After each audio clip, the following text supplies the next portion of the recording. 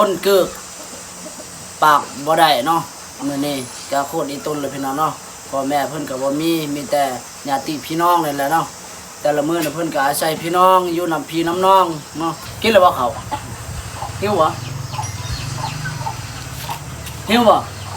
หิวท่านว่าหิวแล้วท่าอยู่นี่เด้อเพราะว่าตอนนี้ก็ร้านก็กำลังหุงข้าวเด้อร้านนี้ก็บ่มี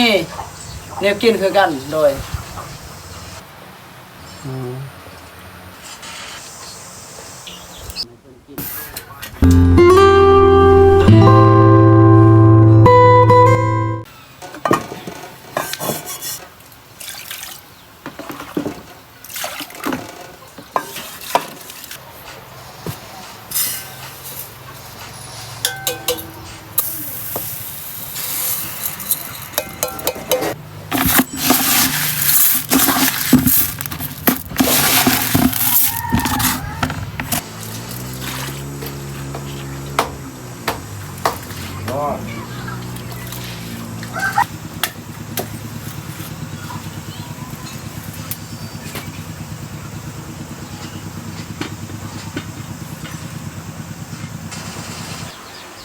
โดยสบายดีพ่อแม่พี่น้องเบิดสุขสุขคนเด้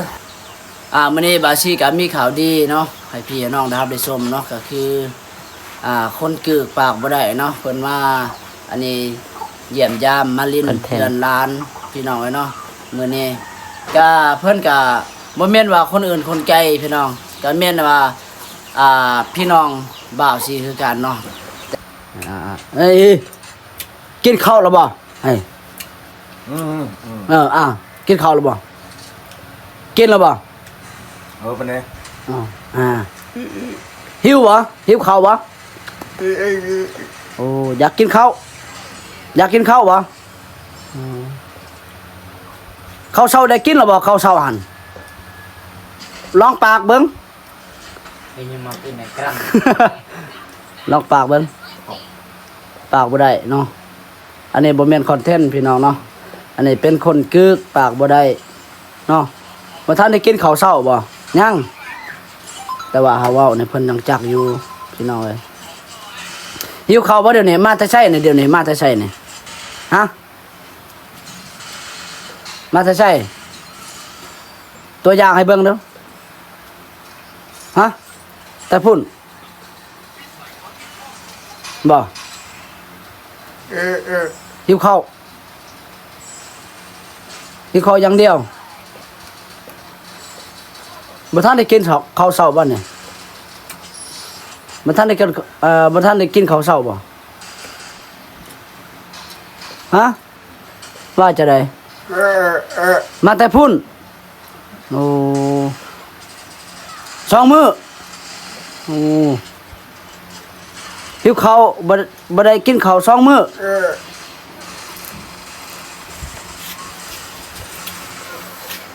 ฮะ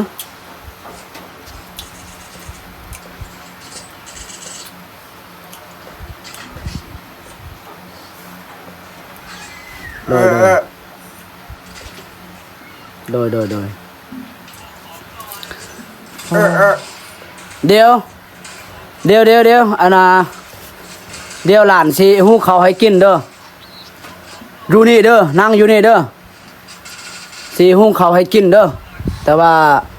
ร้านนี้บ่มีแนวกินเลยมีแต่ข้าวสิฮู้ข้าวให้กินเด้อถ้าอยู่นี่เด้อบ่ไปใส่เด้อฮะมาแต่ใส่มาแต่พุ่นอู้เจ็บขาบ่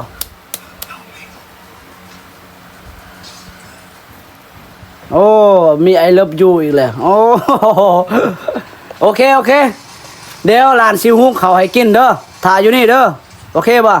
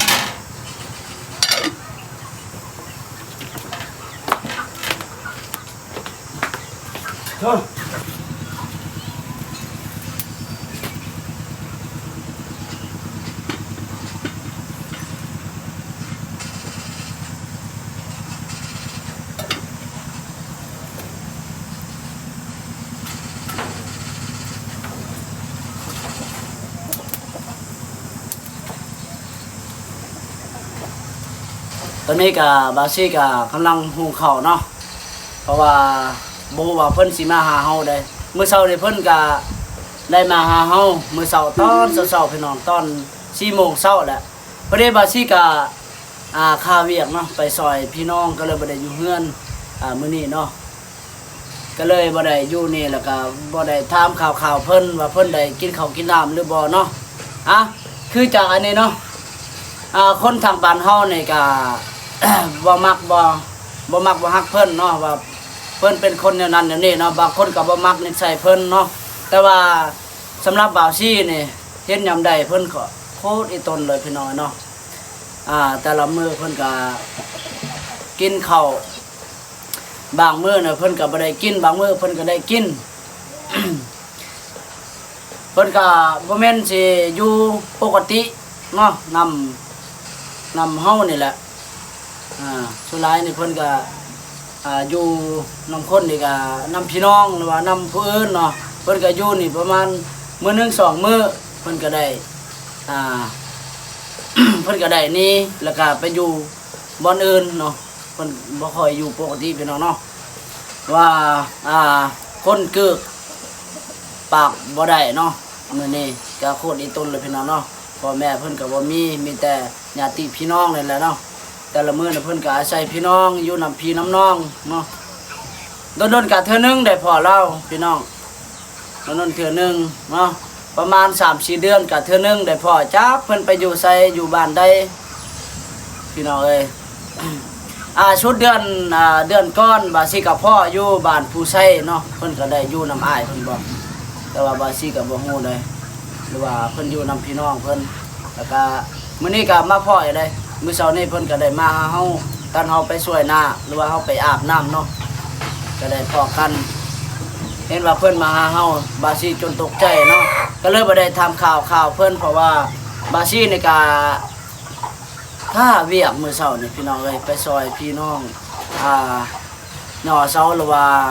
นี่เนาะผู้เขื่อนใหม่พี่น้องเอ้ยจะได้บาชินิกาอันนี้เนาะแปลภาษาคือบ่ค่อยเป็นเนาะชื่อแต่เพิ่นก็เวลาเพิ่นหิวข้าวเพิ่นมาเฮานะเพิ่นจับแต่ท้องจังซี่เพิ่นว่าหิวข้าวเนาะเฮาก็ได้ถามว่าได้กินข้าวรอเพิ่นว่ายังนี่เบิ่งกล้องนี่เฮ้ยกินแล้วบ่ข้าวหิวบ่หิว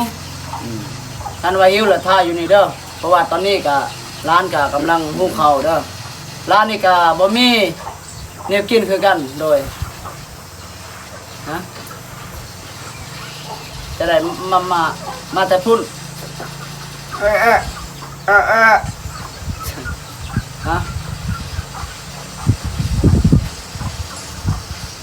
โอ้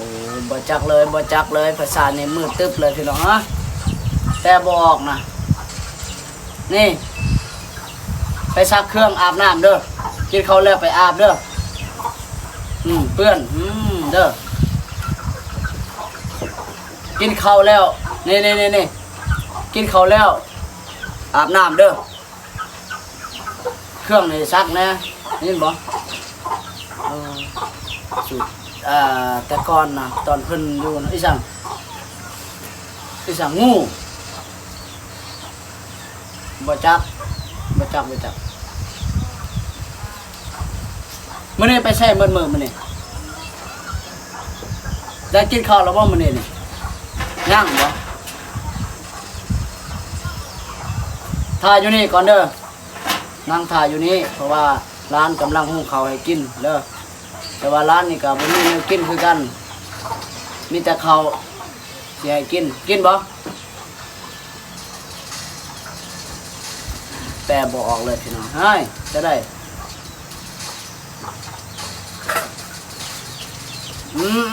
เข้าใจแล้วจุพุ่นบ่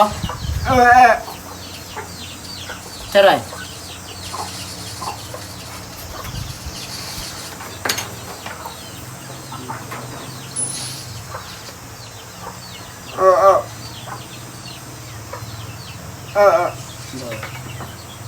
เนาะพี่น้องเนาะก็อันนี้พี่น้องเลยอันนี้ก็แม่พักก่อนนี่เบิ่งกล้องก่อนนี่เบิ่งกล้องก่อนค่อยสิอธิบายให้พี่น้องได้ฟังก่อนเนาะคือจังซี่พี่น้องเนาะอันนี้ก็แม่นพี่น้องคือกันแต่ว่าใกล้เคียงเนาะจะได้ก็เอิ้นก็ว่าพี่น้องบ่าวซี่กับบ่าวนี่อันว่าน้าบ่าวกับหลานนี่น้าบ่าวกับหลานเนาะแต่ว่าใกล้เคียงแล้วเนาะจะได้กับพี่น้องคือเก่าซีนก็โคตรดีต้นเลยพี่น้องเนาะแต่ว่าคนทางบ้านเฮานี่บ่ค่อยมักเพิ่นเพราะว่าเพิ่นก็เป็นคนบ่ดีก็คือเห็นนี่แหละคนเกิดปากบ่ได้เนาะแต่ละมื้อนี่ขอเขากินนำผู้อื่นนำคนเฮานี่แหละเพิ่นขอเขากินแต่ละมื้อนี่บางมื้อบางอันนี้เพิ่นบ่ได้กินข้าวบางที่นี่เพิ่นก็ได้รักพี่น้องเพิ่นก็ได้ขี้รักมักโจกแน่นะเพราะว่ามาเพื่อนไผก็บ่ให้เขากินเนาะสำหรับบ่าวซี่แล้วก็อันนี้บ่ปฏิเสธพี่น้องเนาะบ่าวซี่นี่ก็โคตรอีต้นเพิ่นมายามได้ก็ให้เขากินพี่น้องคืออันนี้สุดเดือนปี2025เดือน12นะเพิ่นก็ได้มา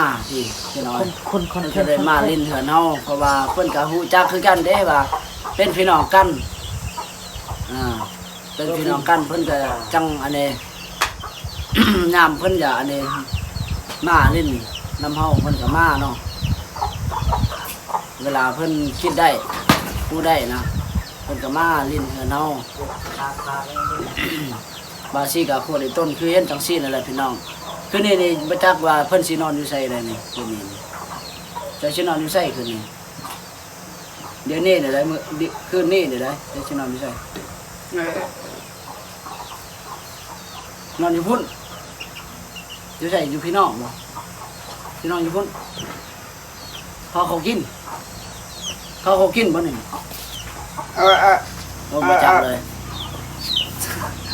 บ่จักเลยพี่น้องมือตึ๊บฮะ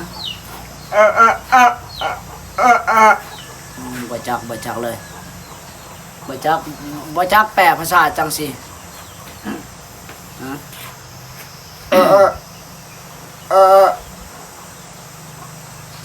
บ่จักเอาจังสิเด้อมีแต่ว่าให้นั่งถ่ายอยู่นี่เด้อเขาสุกแล้วจังได้กินเด้อเพราะว่าร้านก็กำลังหุงข้าวให้กินเด้อนี่พี่น้องเนาะข้าวสุกเรียบร้อยพี่น้องข้าวสุกแล้วเนาะกาซีได้อันนี้เต้งข้าวน้ำให้น้าบ่าวเนาะคน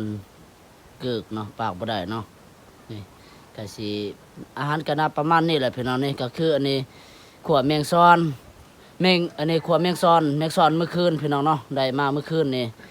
บาซีก็บ่มีแนวกินเนาะก็ให้เพิ่นกินเนาะเอานี่บ่มีแนวกินแล้วนะบ่าวเอ้ยกินเขาฮะเนี่ยเขาให้กินหั่นบาซีนี่มีแต่อาหารกินอันนี้แหละบาซีอันนี้ตักข้าวตักน้ำให้เพิ่นกินเนาะอาหารของมื้อคืนนี่